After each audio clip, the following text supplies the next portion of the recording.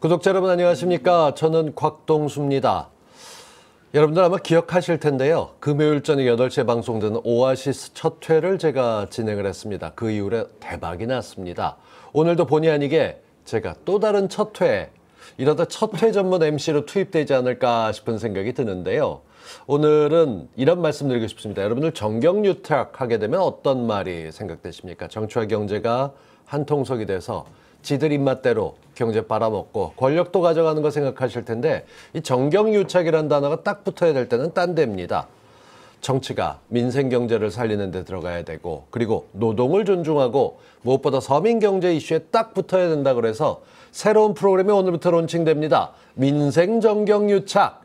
정말 네이밍은 개총수의 그 감각이 돋보이는 걸 느끼게 되는데요. 오늘 두 분 모시고 첫 회입니다. 아마 다음 주부터는 제가 아니라 개총수님이 열심히 이정원 PD가 진행을 하실 것 같은데, 첫 회 전문 MC 곽동수와 함께 오늘 첫 을 좀 잘 잡아보십시다. 두 분의 게스트, 이 시간을 끌어가실 분들이 나와 계십니다. 자, 먼저 익숙한 얼굴부터 말씀드리죠. 안진걸 민생경제연구소장님 나오셨습니다. 어서 오십시오. 네, 안녕하십니까. 네. 안녕하십니까. 시민 여러분, 고발 열심히 할 수밖에 없어 했는데 나경원으로부터 소송을 당해서 괴롭습니다. 네. 안진걸입니다. 반갑습니다. 네. 12번을 고발하고 본인은 괴롭다 얘기하지만 사실 저희가 봤었을 땐 이만큼 든든한 사람이 없는데, 오늘 그 관련된 이야기를 도대체 나경원은 뭘 갖고 고발했나라는 얘기를 좀 여쭤보도록 하겠습니다. 그리고 우분투 사회연대 연구소 김현정 소장님 어서 오십시오. 예, 반갑습니다. 네. 예. 저희 시사타파에서는 처음 나오시는 거죠? 예, 처음 나왔습니다. 네. 예전에 근데 선거 때 화제 후보로는 몇 번 나오셨어요. 그렇죠. 화제 후보. 예. 지난 7월 3일 날 그 국회에서 열렸던 최고위원회에서 전국 지역위원장 인선을 했는데 평택을 위원장이 되셨어요. 지난번 선거 때 평택으로 나가셨죠? 예. 굉장히 아깝게 석패하셨다는 얘기를 들었습니다. 어땠는지 그때 아픈 기억이지만 얘기를 좀 해주시죠. 예. 제가 3월 2일 날 이제 공천을 받고 3월 17일 날 이제 출마 기자회견을 했거든요. 그러니까 네. 불과 이제 한 달도 채 남는 그 기간 동안의 선거운동을 정말 정신없이 했었는데, 결과론적으로는 1.5포인트, 1900표 차이로 1900표. 낙선했습니다. 평택이 지역이 아니셨죠, 원래. 예, 전략공천을 나가셔서. 그렇습니다. 예. 고생하셨던 분들이 굉장히 많은데 사실 저희도 많이 소개 못 드리고 죄송합니다. 다른 것보다 46.11%를 얻었는데도 안타깝게 석패를 할 수밖에 없으셨던 쪽. 그렇지만 절대로 끝이 아닙니다. 그러니까 차기에 당선될 분이라고 생각하면 될 거라고 생각을 하고요. 고맙습니다. 지금 제가 살펴보니까 경희대 법학석사, 연세대 행정석사 하셨고, 민주노총 사무금융노조위원장 하셨어요. 아, 예. 많이 하긴 하셨네요.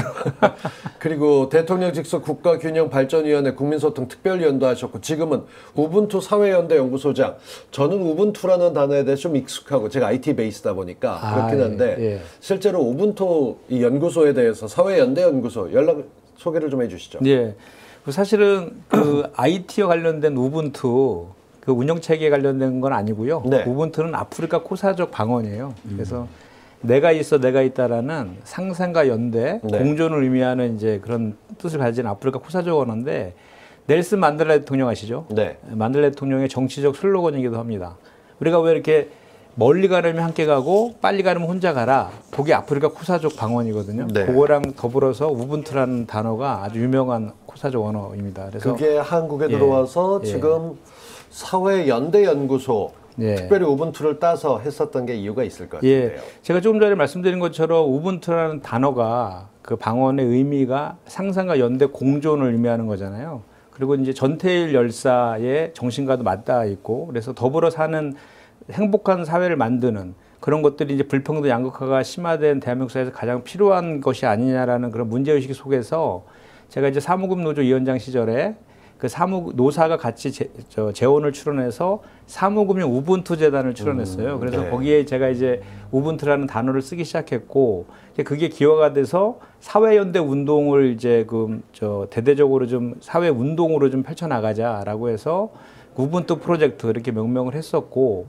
그리고 제가 이제 노사가 같이 기금을 출원해서 사무금융 우분투 재단을 만들었고요. 네. 만들었고, 제가 이제 임기가 2월 달에 끝났는데, 그 임기 끝나면서 제가 이런 공익적인 삶을 계속 이어나가기 위해서 이제 우분투 사회연대 연구소를 만들었죠. 저도 어디 부소장 자리가 없나 제가 민생경제연구소 노리고 있는데 아니 곽동수 선배님 어떻게 아니 제가 지금 민생경제연구소 부소장으로 오시겠습니까? 우분투 사회연대연구소 부소장으로 가시겠습니까? 이력서를 얼른 작성해서 두 군데 모두 제출을 어디 한 군데 꼭 붙어야겠다는. 예, 근데 저희는 돈은 안 드리고 오히려 돈을 받습니다. 알고 있죠. 그래서 지금 어떤 식으로든 이렇게 사회 발전을 위해서 노력하시는 두 분이 민생정경유착 타이틀 들었을 때 느낌이 어떠셨어요? 저는 매우 좋았습니다. 그동안 재벌과 대기업이 정치를 뇌물로 공략하고 인맥으로 공략하고 음습하게 로비를 해서 그렇죠.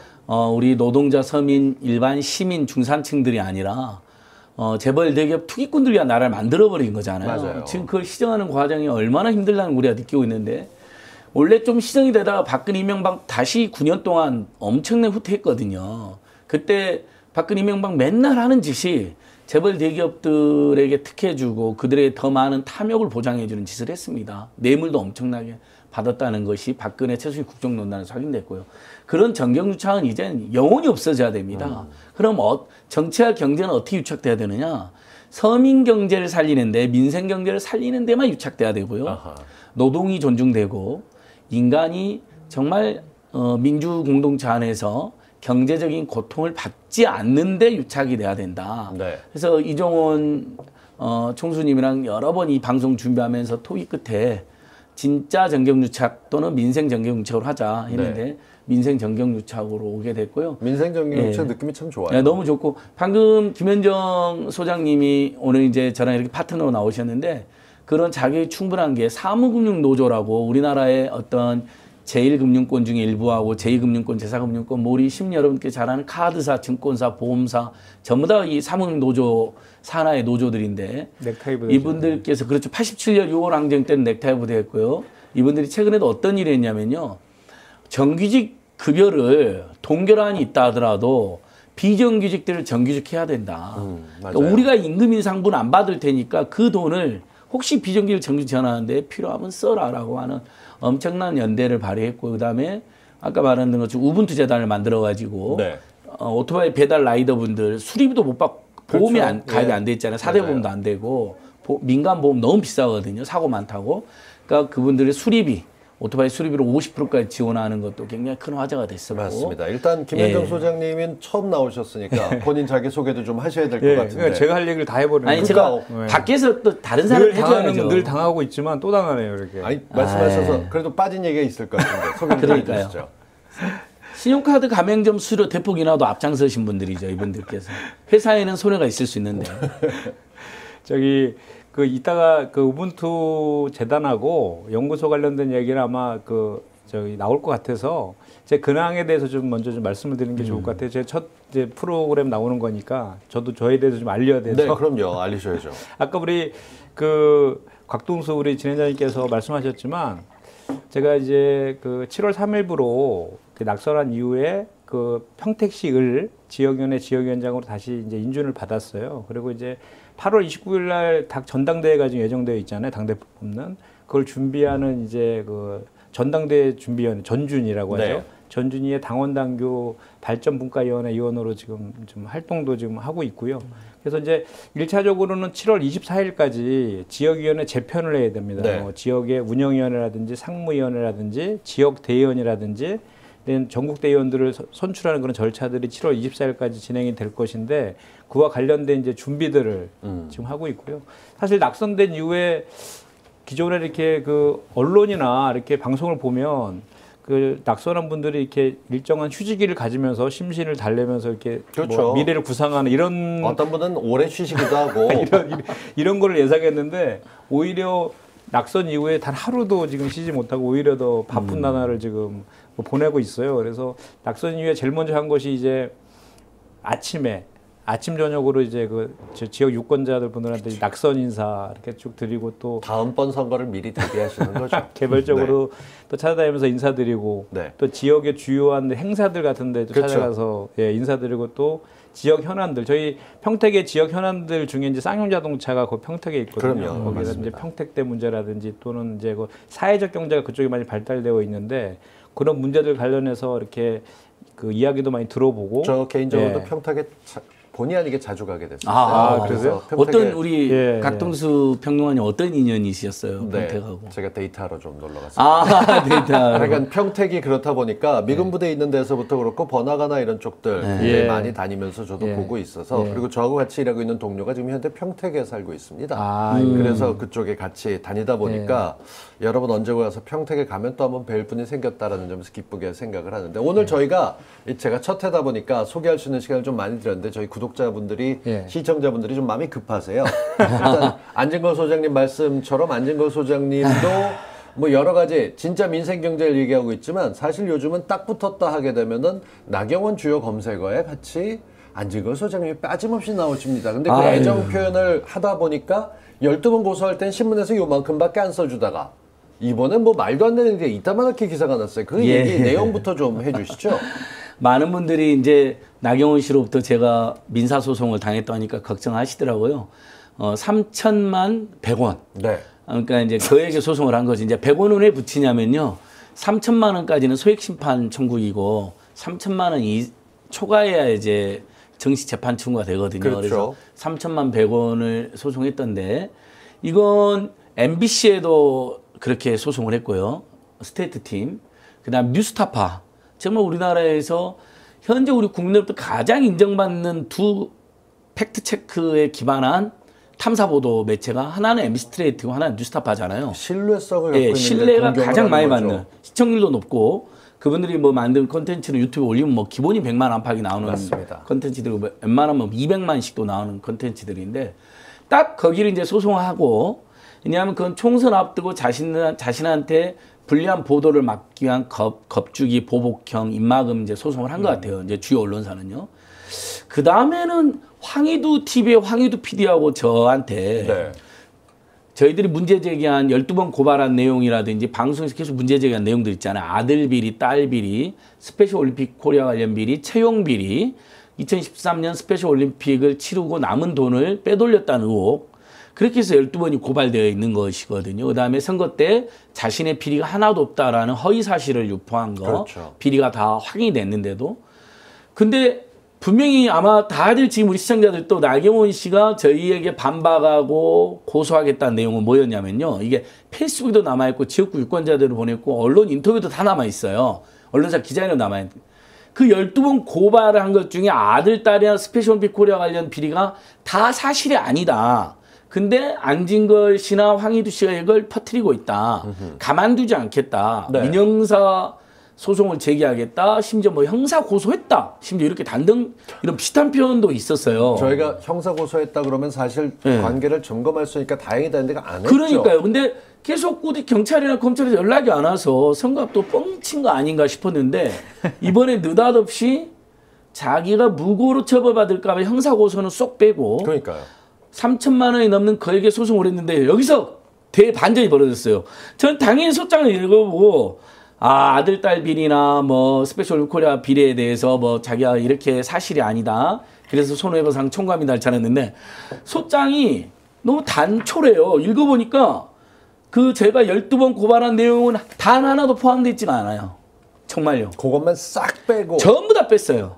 빼고 2005년도에 그 유명한 논쟁이 있었잖아요. 정봉주 전 열린우당 의원실에 나경원 씨가 당시 한나라당 의원 시절에 찾아가가지고 자기와 아버지가 운영하는 홍신학원 사학 비리가 국회 교육위 감사를 받을 상황이었는데 감사를 배제해달라는 청탁을 했다는 유명한 의혹이 있습니다. 그 얘기를 정봉주 의원이 정봉주 전 의원이 낙곰수에서도 했고 그럼요. 2021년 서울시장 선거 때 박원순 캠프에서도 했고 정봉주 전 의원도 했고 당시 박원순 캠프가 공식적으로 입장도 냈습니다. 청탁을 했다라고.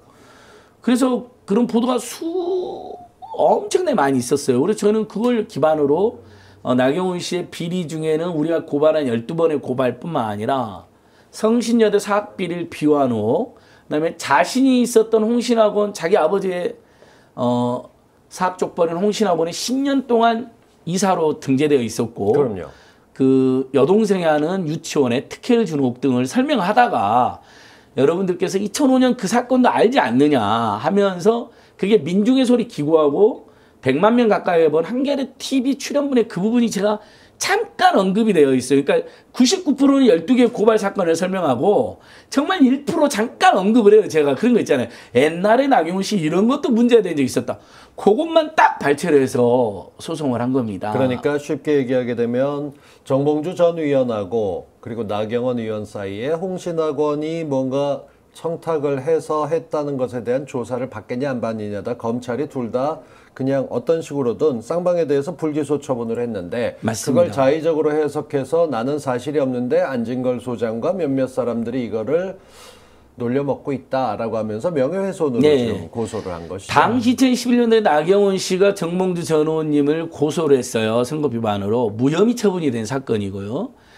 그때 당시 언론 보도 팩트체크란에 보면 그 다음에 정봉주 전 의원의 보좌관도 양심선했는데 의원실에 찾아왔었다. 네. 그 다음에 본인은 아무 상관없는 사기라고 했지만은 본인이 당시까지 10년째 이사로 있었다. 이런 것도 다 팩트로 확인된 겁니다. 그래서 정봉주 전 의원이 뭐라고 이야기했냐면 한나라당 의원이 자기 방에 찾아온 건 4년 임기에서 처음 있는 처음이다. 일인데 네. 당연히 자기는 청탁으로 느꼈다. 이렇게까지 그러니까 표현을 했어요. 사실 안진걸 소장님 저희끼리 톡방에서 얘기할 때는 굉장히 차분하게 의연합니다. 괜찮습니다 했는데 실제 보니까 아니시네요. 조금 좀 열이 아니 받긴 하셨죠. 그래도 처음 일단 자 검경이 수사도 안 하고 있죠. 그렇게 1년이 다 되도록. 그러니까 12번 예. 고소한 거에 고발인 조사는 했는데 불러다 소환돼서 조사를 안 받았죠. 예, 저희들만 검찰이 저희를 5번, 경찰이 2번 고발한 조사를 했습니다. 일곱 예, 번의 고발인 세상에 조사. 고발인만 7번을 조사하고 아예 검찰은 포기한 것 같고 수사를 직무유기를 하고 있는 것이고 윤석열 검찰은. 네. 그다음에 경찰도 총선 전에서 2번 고발인 조사를 했는데 요즘 잠잠합니다. 그래가지고 우리 국내 신뢰를 받을 수 있겠는지 경찰한테도 따지지 않을 수가 없는 상황인데. 아니 검경이 한 사람을 이러니까. 상대로 12번을 고발을 했는데 그게 문제가 있다면 둘이 합쳐갖고 어떤 식으로든 해야 돼. 이번에 인사 발표 다음 주쯤 나게 되면 그것도 좀 영향을 받지 않을까 어떻게 기대하세요? 맞습니다. 저는 뭐 당연히 검경에서 뜻 있는 사람들은 수사를 해야 된다고 지금 주장하고 있을 겁니다. 그 오늘 헤드라인 이런 거 써야 네. 될 것 같습니다. 안진걸 소장 의외로 열받아. 뭐 생각보다 사실 화 많이 났는데 안 그런 척하고 있어. 아니 뭐 이런 걸로. 솔직히 박근혜 이명박 때도 뭐 구속도 되고 뭐 기소도 민형사 기소가 47건에 저희가 베스트 포토제닉은 사실 안진걸 소장님께 네. 달려가시는 모습을 보고 예, 다들 옛날에 이명박 정권 때 이제 구속됐던 사진인데 그 다음에 김무성으로부터도 고소당했었고요, 제가. 오세훈의 최측근인 서장은이로부터도 고소를 당했었고 그 단체로부터도 고소를 여러 번 당했습니다. 그러니까 저야 뭐 단련이 돼 있으니까 그렇게 겁은 안 나요. 걱정은 안 돼요. 근데 너무 얄밉잖아요. 속상하고. 검경이 수사를 안 하니까 결국 나경원이 그런 배경에 헛된 자신감을 안고 저한테 소송을 걸었는데 이 소송이라는 결국 또 변호사님을 선임해서 잠깐 있어봐요. 답변도 해야 되고. 김현정 소장 네. 어떠세요? 보기에 지금 안진걸 소장. 지금 흥분해 보여요. 그렇죠. 예. 그리고 이제 차라리 형사고발 당했으면 좋았을 텐데 민사 소송을 예. 당하다 보니까 또 아시다시피 재산이 없잖아요. 그러니까 무슨 이렇게 맨날 저녁에 설거지하고 있을 때는 통화하고 맨날 그런데 우리는 재산이 있으면 요즘은 기부를 하죠. 뭐. 그러니까 그나마 상지- 없는 거 다 예. 기부해 버려서 예. 나중에 제가 홍보 좀 하겠습니다. 상지대 인권재단 사람에 각각 1,000만 원씩, 간사들 협동조합 동행에 200만 원, 이번에 민원연도 했죠. 정의기억연대 2,000만 2,000만 원, 원. 민원연에 1,100만 원. 예. 다 이분들이 예. 주로 이 땅의 수구 냉전 기득권 세력과 조선일보류와 나경원과 곽상도의 가짜 뉴스와 적반하장에 맞서 싸우는 분들입니다. 또 하나 있어요. 그분들이 피해자들이고요. 또 하나 있죠. 그래요. 예. 사무근육 우분투 재단에도 개인적으로 최초로 그 기부를 하셨습니다. 저기 100만 원. 예, 당사자가 아닌 일반 시민으로서.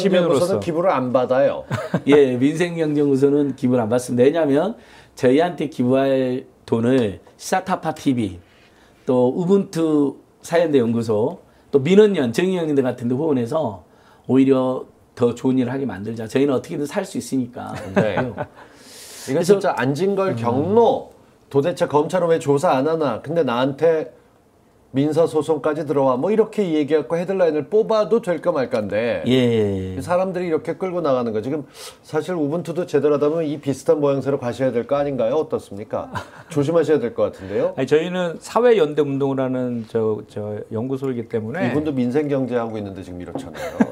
저는 고발 전문은 아니어서 네.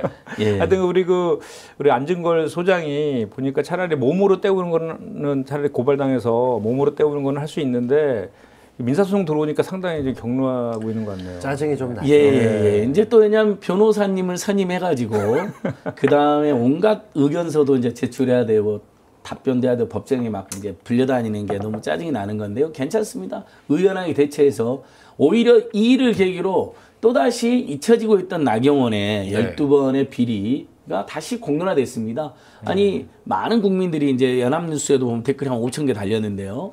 또 뭐 고발뉴스 TV 이런 프로그램 나오고 오늘 사타파 TV도 나왔는데 많은 국민들이 아니 그 사람은 12번이나 고발당했고 그 대부분 근거가 있는 사건들인데 그러니까요, 아들 비리, 예. 딸 비리는 확실히 결정적으로 최근에 MBC 뉴스를 통해서 나경원 씨 아들의 서울대 제4저자 논문이 2개가 있는데요. 제가 의혹을 제기했던 제1저자고 고발했던 제1저자. 제1저자 논문하고 제4저자 논문.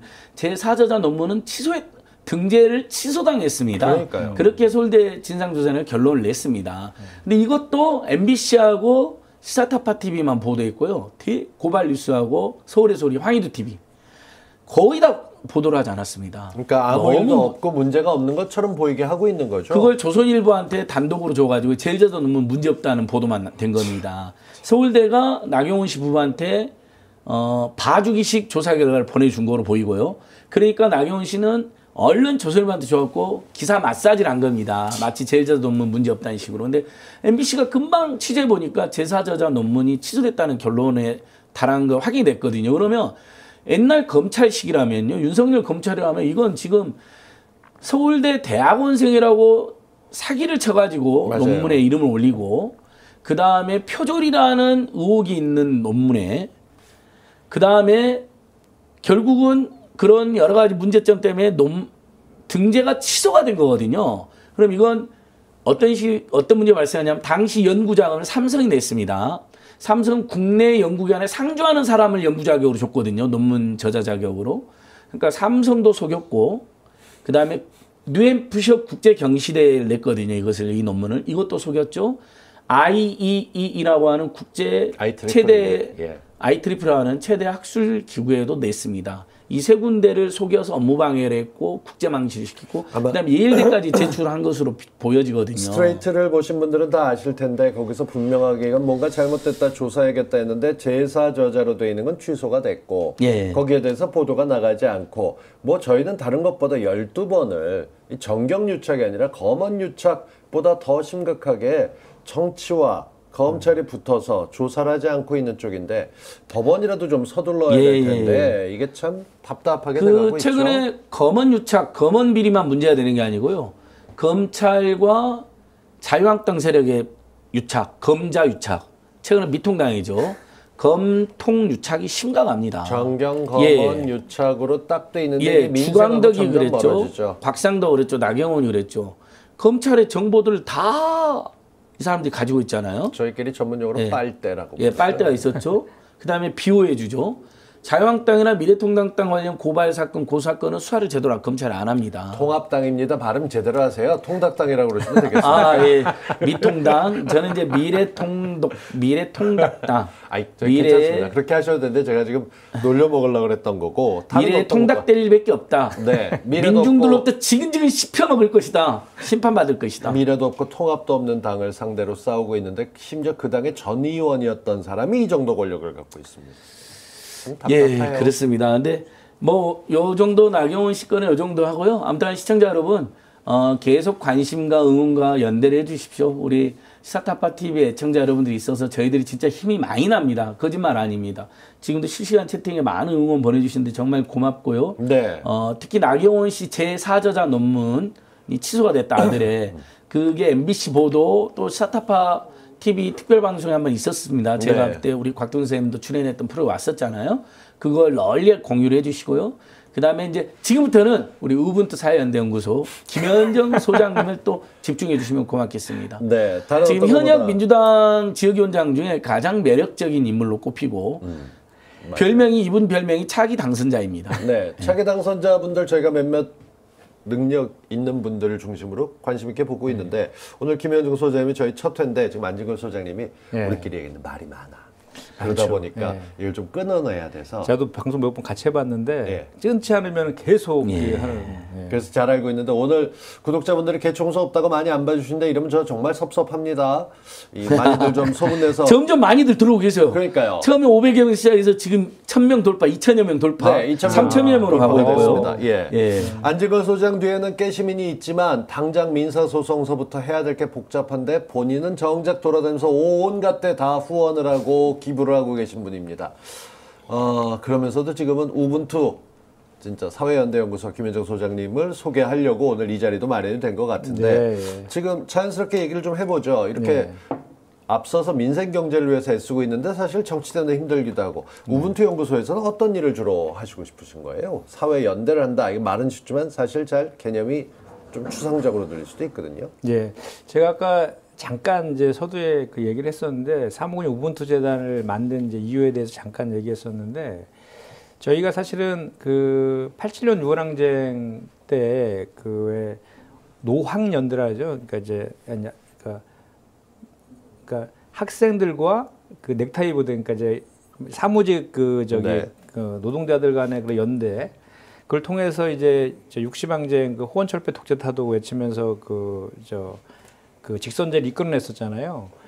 그럴 때마다 이제 저희 넥타이 부대들이 이제 역사적인 그런 대한민국의 무슨 그 일이 벌어질 때마다 역사적인 일이 벌어질 때마다 그 풍향계 역할을 좀 해왔거든요. 했었죠. 이렇게 네. 사실 사무직들이 사실은 이렇게 처음에는 이렇게 좀 잠잠히 들어가는 거를 이렇게 좀 이렇게 눈치 보면서 보다가 이게 도저히 안 되겠다라고 하면 이제 들고 일어나는데 그 들고 일어나면 항상 그게 이제 풍향계 역할을 해서 세상이 바뀌는 척도가 되었다. 그만큼 이제 사무직 그 이제 노동자들의 그 사고나 이런 것들이 대한민국을 바꿔나가는 그런 많은 그 변곡점이 되었다. 이런 이제 역사성을 갖고 있는 조직인데 그때 이제 87년 60항쟁 때 그런 이제 역할을 형식적 민주주의에 그쳤죠. 다만 그때는 정권을 바꿨지만 다시 이제 노태우라는 그쪽으로 다시 대통령이 되는 미완의 이제 그 민주주의였는데 30년 뒤에 2017년도에 아시겠지만 촛불혁명이 일어났을 때 다시 저희가 이제 그 30년 뒤에 또 넥타이 부대들이 일어나서 시국선언도 하고 막 그랬거든요. 그래서 실제로 정권 교체까지는 촛불혁명이 완성되었다. 뭐 이런 그런 것들의 선봉에 서서 늘 그런 역할들을 해왔었는데 그 이후에 이제 저희가 이제 그 60항쟁 30주년을 맞이해서 2017년도에 앞으로 30년은 그러면 어떻게 우리가 넥타이 부대들이 대한민국 사회를 변화시키는데 어떤 기여를 할 것인가에 대한 고민들이 있었고 네. 그때 우리가 이제 진단한 것은 대한민국에서 가장 문제 있는 것은 바로 불평등과 양극화 문제다. 이런 진단에 결론에 이르게 되었죠. 그러면 누군가는 이 불평등 양극화 문제를 해소하는 주체로 나서야 되는데 사실은 불평등 양극화의 구체적인 내용으로 들어가면 핵심은 비정규직 문제에 사실 있거든요. 아시겠지만 IMF 이후에 이제 저희가 IMF로부터 신자유주의 정책을 강제로 도입당하잖아요. 그때 생겨난 게 비정규직이거든요.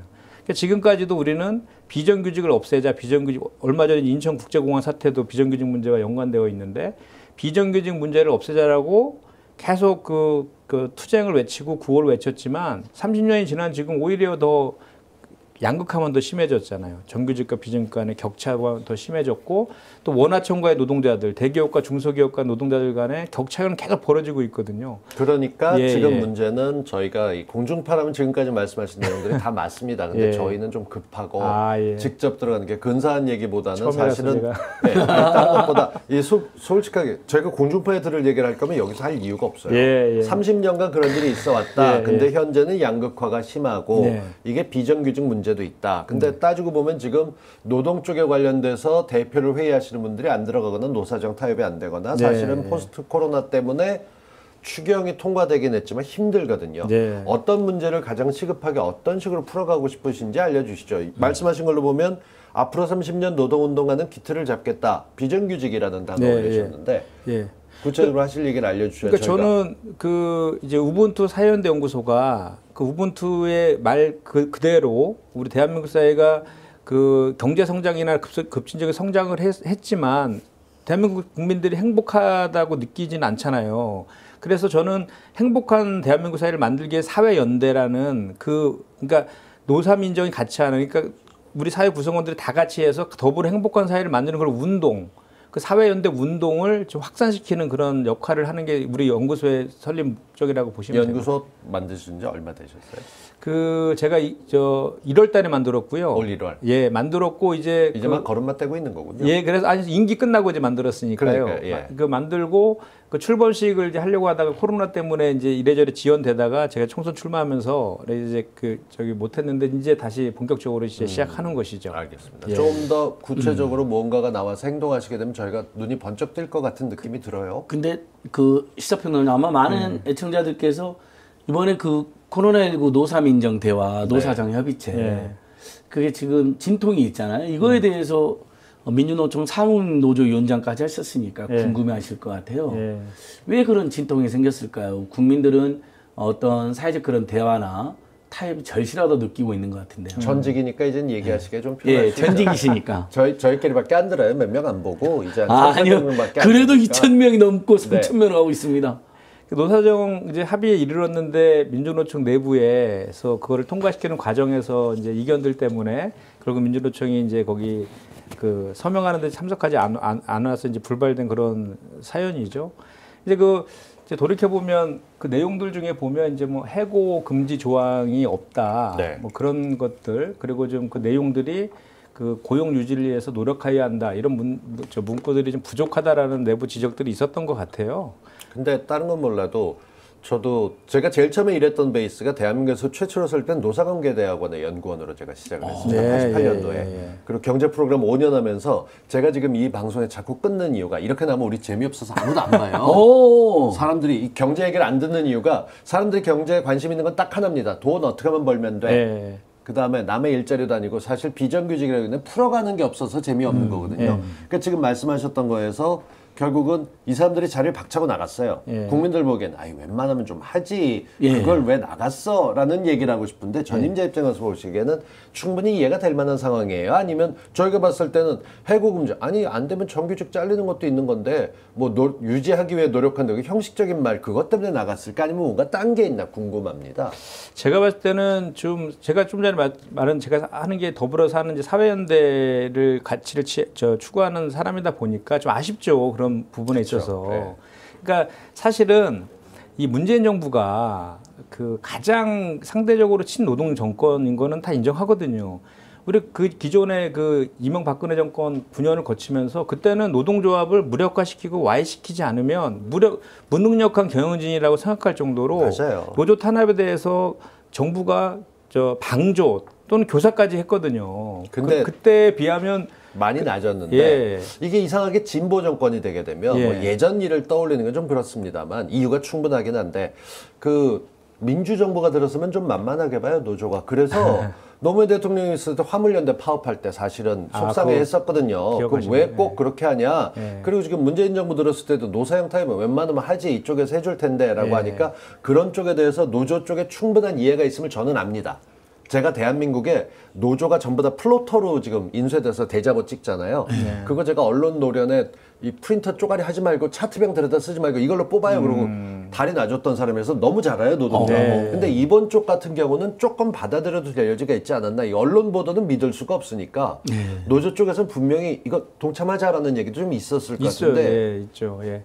있고 이제 그 차이입니다. 그러니까 모든 거를 그 100%를 우리가 그 노동자 입장에서 봤을 때 또는 비정규직 입장에서 봤을 때 100%를 만족하는 아니다라고 하기 때문에 그쵸. 그 지금 반대하는 논리를 갖고 있는 거고 이 합의가 뭐 이렇게 그 어용이라든지 뭐 반노동자적이라든지 이렇다고 반대하는 건 아니거든요. 그렇다면 정도의 차이인 것인데 좀 아쉬운 측면이 솔직히 딴 건 있죠. 몰라도 시기적으로 안 좋았던 게 이 통합당 애들이 국회 안 들어오고 뻗덩거리면서 도망 다니고 있는 사이에 대화 안 해 그러고 있었는데 예. 노조 쪽에서도 대화 안 해 하고 박차가 나갔다는 얘기가 들리니까 아쉬운 건데 이쪽에서는 전략도 시기가 필요한데 예. 조금 더 어떻게든 정부랑 대화할 수 있게 적극적으로 좀 나서면 좋지 않을까. 예, 지금 임시대의원대 지금 해통해서 다시 한번 그 의사를 그러니까요. 묻겠다라고 하고 있으니까. 끝나는 게 아니니까 이쪽에 대해서는 혹시나 아니 노조가 그렇지 이제 아니에요. 노조도 생각을 갖고 그쪽에서 그럴 만한 이유가 있다 받아가면서 같이 가는 노동자 아닌 사람이 어디 있습니까 대한민국에. 예. 최근에 또 코로나19 때문에 웃지 못할 그런 사연들이 있잖아요. 그러니까 뭐냐면 저 회사가 저 힘들어서 이렇게 이제 무급휴직을 해야 되는 그런 상황이 된 거예요. 그랬더니 노동자들이 사장을 찾아와서 차라리 해고시켜달라고 그래, 이걸 좀 요구했다는 실업급여라도 거잖아요. 받으니까. 실업급여라도 받을 수 예. 있게. 이게 또 밑에 있는 또 저 현실 중에 하나이기도 하거든요. 그래서 더 짜는 사연은 대리기사님들한테 제가 들었는데요. 코로나19 때문에 너무 콜수가 줄어드니까 수입 확 격감해버린 거예요. 근데 이분들은 아무도 지금 지원 안 해주잖아요. 이제 맞아요. 물론 이제 최근에 코로나19 긴급 고용 지원금이 이제 발동돼서 자영업자이거나 프리랜서이거나 특수고용 노동자들의 소득이 25% 정도 뭐 줄어들었다든지 그게 증명이 되면 이제 뭐 150만 원, 세 달 150만 원 주는 프로그램이 있습니다. 근데 이것도 100만 명 안팎에서 너무 작다는 지적을 받는데 답도 안 그래서 줘요, 이 순척에 대리기사 났는데. 노조위원장님 저한테 직접 그랬어요. 차라리 코로나19 걸렸으면 좋겠다. 기사들 중에 상당수 그랬대요. 왜냐하면 코로나19 걸려가지고 만약 일을 쉬면 그게 그 기간 동안에 긴급 생계자금을 준다는 거예요. 그렇죠. 오죽하면 이런 말까지 하는 걸 들으면서 제가 나경원과 조선일보랑 싸우고 있지만 제 마음속에는 그게 항상 마음에 빚이 있는 거예요. 빚진 거예요. 나경원이나 조선일보 따위하고 싸울 시간에 오히려 서민이나 노동자, 비정규직들을 위하는 일을 해야 되는데 어쩔 수 없이 나경원이나 조선일보에 워낙 거대한 세력이니까 이런 아쉬움이 들더라고요. 근데 아까 이제 민주노총이가 나와서 그러니까 이 위원장이 이제 자리를 박차고 나온 건 아니고 이 위원장은 김명희 위원장은 합의에 참여하려고 그랬죠. 그렇죠. 그렇습니다. 근데 그걸 못 가게 하는 이제 아까 김현정 소장이 말씀하신 반대 세력들이 내부 강성이라고 얘기하는. 물리력을 동원해서 못 가게 해버리는 좀 국민들이 보기엔 굉장히 납득이 어려운 모습이 그러니까 있었습니다. 이 노조 위원장이나 이거 경험해 보셔서 다 그렇겠지만 이게 하다 보면 사람이 감정이 격해지거든요. 네. 좀 차분하게 생각하면 누굴 대표하는 사람들면 좀 더 타협을 해야 되는데 그게 노조 현장에서 이렇게 서명할 때 물리적으로 막고 하는 게 사실은 이유가 좀 있게 생기게 되죠. 그렇게 말리는 경우들이 생기죠. 근데 사실은 좀 이제 바꿔야 될 문화죠. 우리가 옛날에도 이렇게 물리력으로 했는데 지금은 시대가 이제는 그런 시대는 많이 지나 있잖아요. 지나 있고 이제 그런 모습들 때문에 내용들은 오히려 차치하더라도 그런 모습들 때문에 또 국민들한테 또 지탄을 받고 이럴 수가 있는 것이니까 그런 절차는 기본적으로 그런 것들은 좀 존중되어야 될 것 같고요. 그러니까 물리력이 없이 이제는 그게 의견이고 나가는 쪽에 있어서 일부 옳지 않다 생각하는 사람이 있어도 서로 대화 타협을 통해서 해야 되는 시대인데 심지어 우리가 민주정권을 잡고 있는 쪽인데 이럴 땐 좀 안타깝다는 생각이 들어서 이건 좀 잘 풀렸으면 좋겠고 저 개인적으로는 이 민생 얘기를 나올 때마다 실제 40대에서 50대 가장들이 정규직으로 일하다 떨어지고 그다음에 일할 때가 막막합니다. 예. 그렇다고 전 직장에 추천서 받아도 일자리 구하기 힘든 거고 그러다 보면 할 수 있는 일이 대리운전으로 가거나 남들처럼 택배나 좀 해볼까 하는데 사실 뭐뭐나 해볼까가 되는 일이 쉽지 않아요. 그쪽도 진입장벽이 크고 비용도 크고 그런 분들이 지금 코로나19 이후에 생활에 정말 어렵지 않나요? 예, 맞습니다. 그래서 그 뭐 택배, 대리, 배달 라이더 이쪽으로도 많이 들어가 있잖아요. 자영업으로는 이전에 많이 갔죠. 프랜차이즈. 근데 프랜차이즈는 또 포화 상태이고 그것도 목돈이 있어야 본사 돼요. 횡포가 심하고 또 최소한의 먹돈이 필요하니까 제일 이제 손쉽게 하시는 게 배달 라이더, 택배. 그 보십시오. 쿠팡 물류센터 코로나가 막 천지가 됐는데도 쿠팡 알바를 서로 하려고 그런다잖아요. 한 푼이라도 더 준다고. 지금 이런 상황이거든요. 그래서 저는 이제 우리가 문재인 정부라든지 민주당 또는 뭐 범민주 진보 세력을 포괄적으로 촛불시민혁명의 후예들 응원하고 지지하고 옹호하고 있지만 최근에 부동산 논란, 정책 논란, 네. 그다음에 이런 양극화 국면에서의 저소득층 서민이나 비정규직 노동자나 특수고용자들에 대한 보호가 취약하다면 네. 저는 이제 촛불시민을 계승한 정권답지 못하다. 벌써 지지자들 사이에서 지금 부동산 정책에 대해서는 엄청난 비판이 쏟아지고 있잖아요. 물론 이제 뭐 고의로 그런 건 아니죠. 그래서 옹호하고 반박하는 분들도 있습니다. 근데 어쨌든 많은 분들이 속상해 하는데 저는 두 가지가 지금 큰 문제, 이 문제 반드시 지금 빨리 정권의 운명을 걸고 명을 걸고 정부, 청와대, 여당 모두가 달려들어야 된다. 어떤 두 가지입니까? 부동산 문제. 네. 이거 어떻게든 집값 잡아야 되고 만약에 집을 살려고 하는 사람들은 집값이 잡아가지고 안정되게 사게 해주고 네. 아예 나는 어차피 집 포기한다는 사람들은 공공임대주택을 제공해줘야 됩니다. 옛날에는 큰 평수 원했지만 요즘은 환경 문제라든지 관리비 문제 생각해서 5평, 10평 다 선호하거든요. 1, 2인 가구가 많기 때문에. 그만큼 더 많이 공급할 수 있다는 거잖아요. 그 다음에 두 번째는 지금 말씀드린 특수고용 노동자들이나 프리랜서나 취약계층 노동자들의 생존의 문제를 어떻게든 해결해야 됩니다. 네. 이 사람들이 대부분 촛불혁명에 나왔던 사람들이 문재인 정부를 강력히 지지했던 분들이거든요. 근데 계속 이분들이 지금 제1차 재난지원금도 좋았고 또 이번에 뭐 100만 명 안팎의 특수고용 특별 고용유지 지원금 고용 생계비 지원 제도도 좋았다고 다들 평가하면서도 네. 대단히 미진하고 모자라다고 하거든요. 근데 예. 저는 정말 궁금한 게 두 분 계시니까 이 집 사고 뭐 하는 거 5평, 10평, 뭐 20평 다 좋습니다. 근데 집 사서 집값 올라가서 돈 벌었으면 좋겠다라는 사람들 많거든요. 그런 사람들의 욕구를 정부가 나서서 막는 건 분명히 한계가 있어요. 그러니까 예, 돈 맞습니다. 빌리는 걸 막거나 어떤 식으로든 하고 있는데 이거 어떻게 풀어가는 단추를 잡아야 됩니까? 지금 정부가 세금 올리겠다 그러면 벌써부터 집 조그만 거라도 갖고 있는 사람들은 지지율 떨어뜨리고 난리 났거든요. 아니, 그러니까 집 조그마한 거 가지고 있는 분들은 이 종부세는 기본적으로 공시지가를 베이스로 하고 거기에 여러 가지 공제제도가 있어서 실제로는 15억 안팎 정도 되는 집값으로 평가를 받아야만 종부세가 나오거든요. 그렇죠. 그러니까 저도 그 한때 종부세 냈던 사람이에요. 예, 한때, 그러시군요. 한때 예. 종부세를 내봤었습니다. 그러니까 집이 있는 우리나라 국민들 중에 지금 55%가 집이 있고 45%가 집이 없는데 그 중에서도 2% 많아봐야 3%만 내는 세금이기 때문에 그렇죠. 안 그래 어차피 재산세는 다 내는 거잖아요. 재산세를 거부하는 건 아니지 않습니까? 걱정할 필요가 하나도 없다라는 말씀 드리고 싶고 사회연대에서도 이런 부동산 얘기가 나오게 되면 가진 사람 못 가진 사람을 나눠주면서 연대라는 것 자체가 깨지지 않나요? 저는 그래서 좀 전에 이제 잠깐 그런 생각했었는데 지금 사실은 부동산과 관련해서 그 이제 다주택자들 문제라든지 이런 문제들을 풀기 위해서 이제 현장에서 그런 얘기들이 많이 있었거든요. 그러니까 보유세는 대폭 강화하고 대신에 팔 수 있도록 양도소득세 같은 경우는 좀 깎아주는 이런 식의 만들어주는. 예 그런 식으로 이렇게 좀 이렇게 터널을 만들어서 일단은 그런 걸 해소할 수 있는 기회들을 주는 것이 좀 필요했다 그런 얘기들이 좀 있었고 네. 지금 최근에도 법이 이제 지금 상정된 거로 알고 있는데 아마 통과된 거로 제가 알고 있거든요. 증권 주식 거래 같은 경우도 증권 거래세는 낮추고 이제 저 주식에서 저 이득을 보면 예 양도소득세는 좀 올리는 그런 식의 방향으로 지금 개정이 되고 있거든요. 그 대한민국의 국회의장으로 하셨던 분이 자녀 통틀어서 75채를 갖고 있었던 기록이 있잖아요. 한 집안이.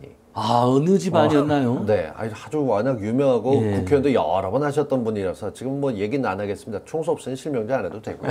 예. 근데 이렇게 있었던 사람이 75채를 가졌던 그런 쪽들이 지금 사실 세금 부담이고 결국은 은행을 사금 것처럼 이용했던 거잖아요. 맞습니다. 그러니까 그동안 이제 이 부동산 투기라는 것은 보면 정말 군사 독재정권 시절부터 권력자들, 고위 공무원들, 고위 정치원들이 정보를 빼내고 그 다음에 개발이 이루어지고 그 다음에 폭등시키고 이렇게 떼돈을 벌어 불로소득을 한 다음에 다시 이제 이게 10년, 20년, 30년 되니까 다시 재건축해가지고 용적률 높이고 층수 올려가지고 조합원들은 부담금 거의 안 들고 큰 평수로 옮기게 한 다음에 결국에서 또 예를 들면 뭐 3억짜리 산 집인데 뭐 10억, 20억 이렇게 되게 만드는 맞아요. 이런 불로소득 계속 누리는 건데요. 이런 걸 얘기해. 우리 존경하는 예.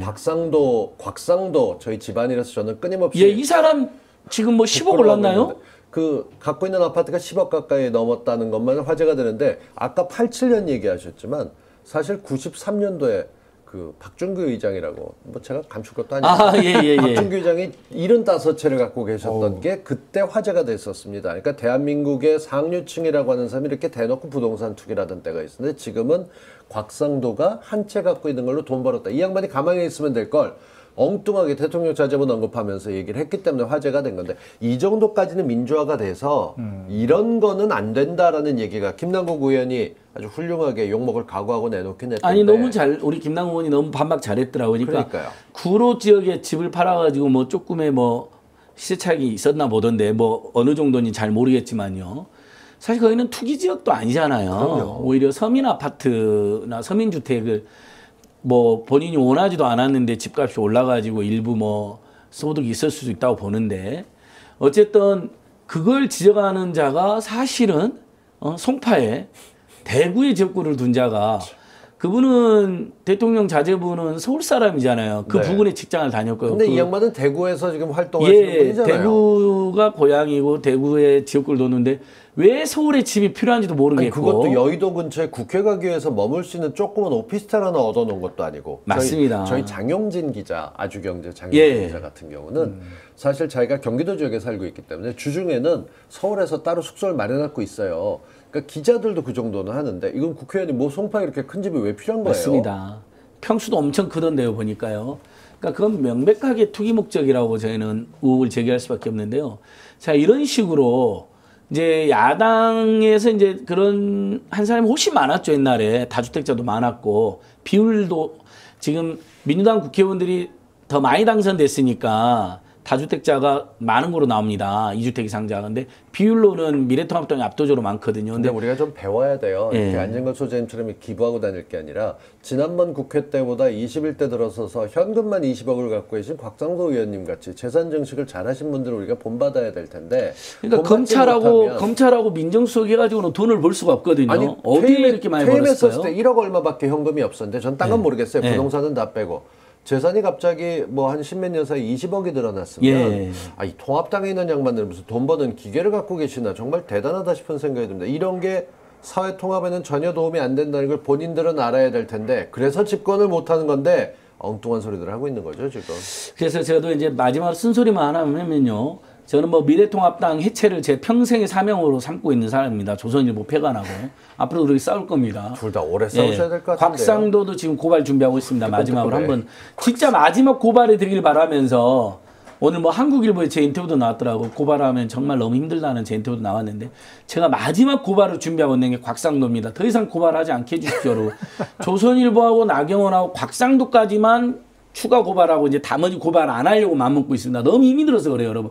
근데 그리고 미래통합당과 조선일보 폐간 문 닫는 그날까지 싸울 건데요. 저는 그래도 쓴소리는 안 해야 되겠습니다. 최근에 청와대 대통령 참모들, 부동산 다주택자들 아직도 처분 안 하고 또 쓸데없이 강남에 있는 거 처분한다 했다가 갑자기 입장 바꾸고 청주 있는 걸 처분한다 해갖고 그것 때문에 지금 여론이 굉장히 악화됐습니다. 지지자들도 너무 많이 속상해하고요. 그 문제부터 빨리 저는 해결해야 된다고 생각합니다. 이용한 거죠. 예. 그러니까 서울에 있는 거 판다 식으로 몰고 갔다가 청주 거 판다라 그래서 노영민 비서실장을 공격하면 대통령 공격이 될 거다. 그러니까요. 타당한 얘기가 있긴 있는데 하나 확실한 건 이건 말씀을 드려야 될 것 같습니다. 법리적으로 타당해야 되고 고발이 최후 수단이어야 되고 국민적 요구를 바탕으로 하면서 시민단체 구성원들과 합의한 사건에 대해서만 안진걸 소장은 고발을 합니다. 네 가지 원칙으로 이렇게 한다고 얘기를 인터뷰에서 오늘 한국일보 하셨는데. 인터뷰 보셨군요. 알죠. 그러니까 제가 안진걸 소장은 일거수일투족 봐요. 왜냐? 요즘 아내도 혼자서 너무 잘 싸우고 계신 거예요. 제가 지난해까지 사실 제가 제 유튜브에서 싸우다가 나경원이랑 이제는 너무 잘하셔서 나까지 나갈 필요 없겠구나. 그리고 저는 국회 쪽에만 몰고 있는데 지금 이렇게 인터뷰를 하셔서 끌고 나가는 것 자체가 타당한 고발인데 그걸 끌고 나가야만 나경원 같은 사람이 권력형 비리로 떨어져야 제대로 나라가 풀리는데 곽상도까지 맡아주신다. 저는 곽씨를 대신해서 정말 곽상도 같은 사람 정말 죄송합니다. 제가 이런 분들이 아니 좀 재밌는 이야기 해드릴게요. 방금 너무 진지한 이야기 있으니까 제가 민주 곽씨 네트워크가 있어요. 민주 곽씨 변호사하고 만나서 저희 곽씨 모임 곽상은 변호사님 여러분 좀 오랜만에 웃자고요. 아주 곽상도 같은 정말 말도 안 되는 곽씨도 있지만 어쩜 이렇게 차이 나나 몰라. 여러분 곽상은 변호사님 그 다음에 주진우 아니맘째 주진우 나중에 보면 맨날 출연하는 민주경찰 곽분리라는 분이 있어요. 곽문준 경정님. 그 다음에 개그우먼 진보 개그우먼 곽현아 선생님. 그 다음에 우리 시사평론가 곽동수 선생님.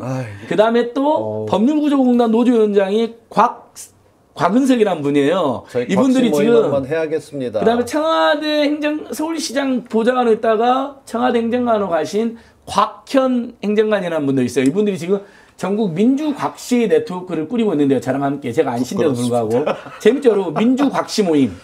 이분들이 첫 번째 과제가 곽상도를 제명하고 몰아내는 겁니다. 아 정말. 아니 우리 곽씨들이 곽재 의병장 곽재 후예들인데 곽시혁 사장 가장 최악의 인물이 나타났대 겁니다. 곽상도 때문에 곽씨들이 전국의 곽씨들이 고개를 못 든대요.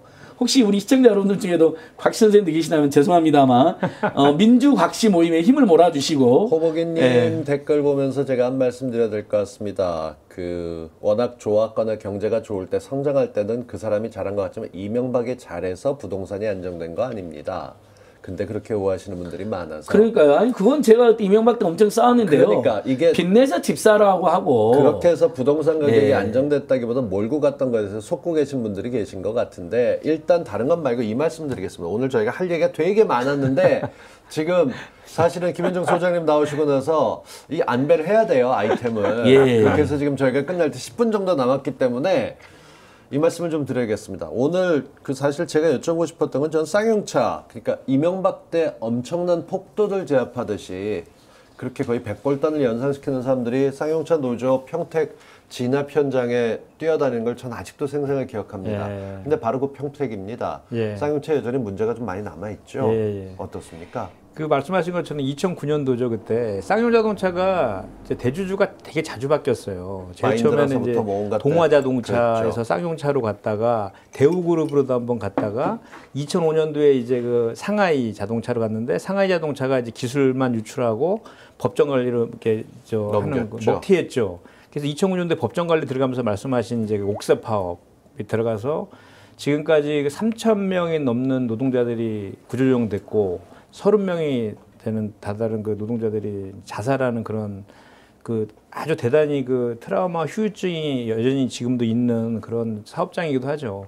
근데 거기가 이제 2011년도에 인도의 마인드라가 이제 거기서 인수를 해서 대주주가 됐어요. 그래서 총 8천억 투자해서 지금까지 이제 마인드라가 대주주로 있는데 이제 13분기 연속 손실을 지금 일으키면서 이렇게 회사가 많이 어려워요. 그래서 지금 경영 정상화가 대단히 시급한 시점인데 그 대주주인 마인드라가 지난 1월 달에 산업은행에 이제 제안을 합니다. 이렇게 산업은행에서 그 지원을 한다라는 전제라면 마인드라에서 2,300억을 더 이렇게 투자를 하겠다. 그러면 그게 매칭해서 좀 지원을 해달라. 근데 제가 볼 때 금액이 너무 적어요. 투자 금액 하겠다는 예, 데가 일단은- 말도 안 되게 적죠. 예, 일단 그렇게 했는데 그거조차도 2월 달에 이제 코로나가 터지면서 마인드라 그룹 자체가 이게 빠진 거예요. 그래서 4월 달에 그 이제 이사회에서 결국은 그 투자를 철회합니다. 철회하고 이제 400억만 긴급 운용 자금만 이제 투입하는 그렇게 지금 되어 있는 상황인데 그래서 지금 다시 사실 그 자동차 그 업종 전체도 힘들지만 쌍용자동차가 전체 5,000명이고 협력업체의 가족까지 하면 수만 명이 그 생존이 지금 달려 있는 그런 문제이거든요. 그래서 지금 이제 7월 달에 지금 이제 기간산업 지원 자금 7조 기간산업 안정자금 40조 예, 40조 정도. 예, 거기가 이제 7개 기간산업 대상인데 자동차 업종도 들어가는데 쌍용자동차 이제 기준이 뭐냐면 이제 그 업종은 들어가는데 선정 기준에는 코로나19로 인해서 유동성 위기를 맞은 기업만 대상이 되기 때문에 쌍용차는 거기에 해당이 안 된다. 이렇게 지금 그쪽에서 지금 보고 있는 것 같아요. 이제 그럼에도 불구하고 그 쌍용자동차를 정상화 시켜야 되기 때문에 예를 들어서 대주주, 마인드라인 대주주의 그 노력과 또는 지속 가능성 이 두 가지 문제가 어느 정도 해결이 된다라고 하면 지원하겠다라는 그런 입장을 갖고 있어요. 이 프로그램 통해서 다른 것보다 민생 정경 유착이니까 예. 지금 큰 이슈들 그리고 7월에 집행되는 것들도 알아주셔야 되고 좀 가장 큰 문제는 재미가 좀 있어야 되는데 예. 이걸 첫 회 보면서 걱정이 태산이에요.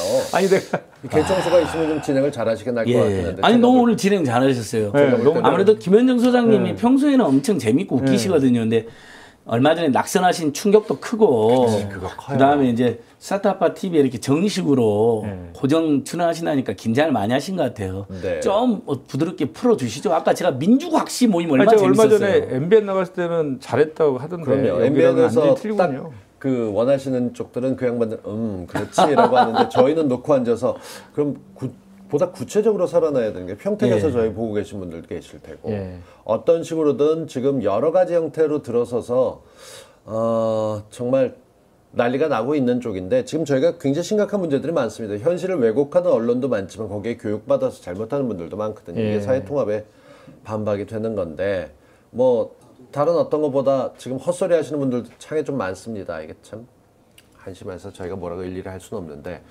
세입자들이 잘 먹고 잘 살기 위해서 집을 좀 사거나 꿈을 하기 위해서 무언가 경제정책이 필요하고 정부가 앞서가서 봐야 되는데 사실 정부 입장에선 지금 크게 정치적으로 이슈 보게 되면 말 안 듣는 야당도 문제고 예. 외교적으로 보게 되면은 미국과 중국 거기에 북한까지 문제가 아프고 거기에 경제는 살리기 위해서 코로나19 이제 막 집행했는데 7월에 또 한 70% 정도 집행하려면 그것도 골치 아픈데 사실 거기에 미치지 못하는 쪽들도 다 있고 사실 심각할 정도로 4차 추경까지 생각해야 되는데 9월부터 그것도 힘들 테고 이 문제 풀어야 될 거 많죠. 풀어야 될 거 많은데 일단은 투기를 긴급히 잡기 위해서는 그다음에 집값 잡기 위해서는 투기 세력이 지금 뭐 어쩔 수 없이 두 채 잠깐 가지고 있는 사람들 빼놓고는요.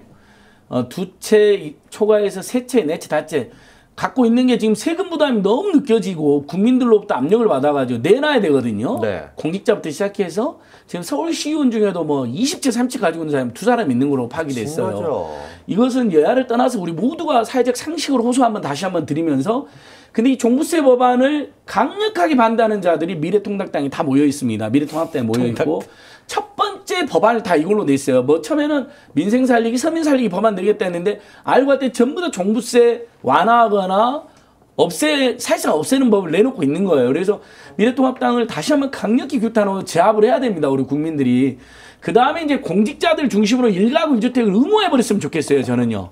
온 국민까지 일가구 1주택을 의무화하자는 이제 제안이 있었는데 옛날 노무현 정부 때도 한참 저는 뭐 그것은 좀 나중에 논의한다 하더라도 최소한 공직자들 또는 고위공직자들이나 국회의원 이상은 아예 일가구 주택을 의무화해버리자 이참에 하고 그다음에 서민들은 이거예요. 청년 서민들은 나 집 안 사도 좋으니까 살 수 있는 임대주택이라도 달라는 거거든요. 5평이든 10평이니까 임대주택 정부하고 경기도하고 서울시하고 충청도하고 강원도 이제 범수도권까지 해서 대대적으로 진짜 이겁니다. 대대적으로 지금 어차피 지역은 주택난이 심하지 않으니까. 그러니까 지금 이런 오해하시면 안 되는 게 저게 부동산을 사는 것 자체를 싫어하는 게 아닙니다. 저는 지금 제가 일하는 스튜디오가 하나 필요할 것 같아서 작은 평수로 뭐 한 5평에서 10평 정도 되는 거를 저렴하게 임대를 해볼까 찾아보고 있는 중입니다. 부동산은 활성화돼야 되고 꼭 필요한 수급자에게 공급되는 게 필요합니다. 그런데 이걸 한꺼번에 10채, 20채 뭐 30채, 40채 이렇게 갖고 있으면서 갭 투자라는 명목으로 시세 차익을 올리는 사람들이 있습니다. 이들은 투자라고 얘기하지만 실제로 집을 가지거나 필요로 하는 사람들의 기회를 박탈하는 겁니다. 그래서 자본주의 사회에서 같이 잘 살아가야 되는 건데 오늘 우분투 나는 곧 우리라고 얘기했었던 그런 분위기처럼 우리 사회가 전 세계에서 우리라는 단어를 나보다 많이 쓰는 나라는 대한민국밖에 없어요. 맞아요. 우리 대한민국 그러잖아요. 나의 대한민국이랑 안 하고 우리 와이프, 우리 아들 뭐 이렇게 얘기하는. 네, 맞아요. 그렇게 쓰고 우리 집이라는 말도 내 집이 아니죠. 그렇게 됐었는데 함께 살아가는 거에서 정신을 위반하는 쪽들은 다 저쪽에 모여 있습니다. 얘들 어떻게 좀 정신 차리게 하는 걸로 필요한데 저는 그 첫 번째로 청산돼야 될 사람이 나경원이라고 생각하고 우리 소장님이 그쪽에 대해서 계속 좀 애써주셔야 될 것 같고요. 나경원도 엄청난 시세 차익을 누렸죠. 건물 투자하고 막 그래가지고. 어떨 때 연구소를 만들게 되면 첫 번째 프로젝트가 뭐냐에 따라서 규정되는 경우가 있습니다. 이 우분투 사회연대에서도 뭔가 그럴듯한 걸 딱 하나 만드셔서 이제 평택 기반이 됐건 전국이 됐건 뭐 하나 만져주시면 다음 주부터 훨씬 더 괜찮은 게 나오지 않을까. 구체적으로 이거 풀어갑니다 하시면 더 많은 분들이 후원하시고 같이 하시지 않을까 싶은 생각이 듭니다. 한 가지만 좀 말씀드리면 저도 이렇게 제가 출연해서 그런지 얘기하다 계속 잘렸는데. 그러게요. 우리 우분투 연구소하고 민생경제연구소 같이 올해 이제 7월 말부터 해갖고 주요 이슈들을 사회에 이렇게 이슈화 시키는 그런 토론회를 매달 한 번씩 1년 동안 쭉 하는 기획을 지금 해놓고 있습니다. 그래서 그때부터 저희가 이제 어떤 활동하는지 구체적으로 보시게 될 겁니다. 소장님 그것도 또 바쁘시겠네. 보통 일이 아닌데. 그래도 이제 국회에서 민주당 의원들 중심으로 또 타당의 뜻 있는 의원들까지 합쳐가지고 좋은 토론 이제 어차피 코로나는 잡을 거고 그 이후에는 본격적으로 사회 경제적 위기가 올 거라고 본다면 지금부터 의원들도 좀 만나고 계시죠? 그럼 이제 정의당이나 기본소득당이나 시대전환 분들이나 제가 자주 만나야죠. 어차피 누군가는 범진보 개혁 세력 연대를 확장해야 됩니다. 한편으로는 스타트아파 TV를 중심으로 이제 민주당 중심으로 열광적으로 지지하되 다만 거기서 이제 꼴 싸우는 일을 하는 세력들이 있잖아요. 뭐 이상한 있어요. 뭐 대통령 말고는 다 씹어버리는 무조건. 근데 그게 어떻게 대통령 팀이 되겠습니까? 그럼 대통령 혼자서 정치하는 것도 아닌데. 그러니까요. 그런 분들은 주의가 필요하지만 저는 한편 또 열광적 지지자들이 모여 있는 것도 필요하고 그런데 동시에 제가 이제 당부드리고 싶은 건 뭐냐면 다음 대선, 다음 지선, 총선 줄줄이 오는데요. 어차피 열광적 지지자들만으로는 승부가 안 걸어지잖아요. 그럼요. 범민주 세력, 범진보 세력, 비판적 지지 세력, 뭐 이런 비판적 지지란 말을 싫어하는 분들도 꽤 있는 거 제가 잘 알고 있습니다만, 근데 현실적으로 그런 분들도 있고 온건층, 중도층, 무당파, 중도층들도 있는 거거든요. 이런 분들 우리가 최대한 네트워크하고 소통하고 설득하고 마음 모아서 미래통합당하고 조선일보하고 나경원하고 곽상도는 없어지는 방향으로 그 다음에 범민주 진보 세력들이 계속해서 좋은 정책으로 정치만 좋아지는 것이 아니라 내 삶과 우리의 삶, 특히 살기 약자들, 이 방송 보시는 우리 서민들, 중산층들, 정말 집 한 채 있어도 허덕이고 집이 없어서 더 허덕이는 이런 사람들이 세상 만들어야 됩니다. 이게 민주주의거든요. 맞습니다. 이게 경제재민이고. 그래서 제가 민생 정경유착을 하자고 그러는 겁니다. 노동 존중, 민생 경제, 서민 경제 살리기에 정치와 우리가 그 국민들이 이렇게 유착돼야 된다. 네. 오늘 소장님 끝나시기 전에 하실 말씀, 하시고픈 말씀이 있었을 것 같은데 마저 마무리 좀 해주시죠. 예, 사실은 그 어제 그까지도 어떤 주제로 하는지에 대해서 전혀 그 알려주지 않고 갑자기 네. 이렇게 오늘 이렇게 출연하게 됐는데 하루 전에 하셨으면 많이 하셨네요. 이 미리 하루 준비하면 재미가 하루 없잖아요. 전에도 안 알려줬고 이 정경유착 프로그램의 컨셉이나 이런 것들에 대해서 제가 제대로 좀 이해하고 대비해야 되겠다 이런 생각을 해봅니다. 네. 민생정경유착 오늘 첫 회였습니다. 첫 회 전문 MC 제가 진행을 했는데 본의 아니게 다른 것보다 요점만 재미있게 관심 갖고 있는 거를 풀어주시면 좋지 않을까 싶습니다. 지금 이 시간에도 국회는 굉장히 숨가쁘게 돌아가고 있습니다. 통합당 의원들이 상임위원단을 제출했답니다. 내일부터 국토위에서 활동을 하겠다고 얘기하고 박범계 의원 다주택자로 분류가 돼 있었는데 밀양 쪽에 있던 집 팔겠다고 내놨습니다. 바쁘게 움직입니다. 자세한 내용은 내일 정치 클리핑에서 다시 전해드리도록 하겠습니다. 오늘 민생정경유착 첫 회였습니다. 안진걸 소장님, 김현정 소장님 두 분이 아마 잘 이끌어 주실 거고요. 다음 주부터는 훨씬 더 재미있게 이종원 PD가 이끌어 주실 거라 생각합니다. 즐겁게 얘기 잘 나누시고요. 오늘 첫 회 부족했지만 자리 잡는다 생각하시고 저희 두 분들 응원해 주시기 바랍니다. 개국본 회원이 지금 1534명밖에 안 됩니다. 저희 숫자 달려갈 수 있게 응원 좀 해주시고 구독, 좋아요 부탁드리겠습니다. 두 분 응원하면서 저는 물러가겠습니다. 오늘 수고 많이 하셨습니다. 감사합니다. 네, 고맙습니다. 고맙습니다. 고맙습니다. 잠깐만 앉아 계시면 저희 끝나고 정리하는 걸로 하겠습니다.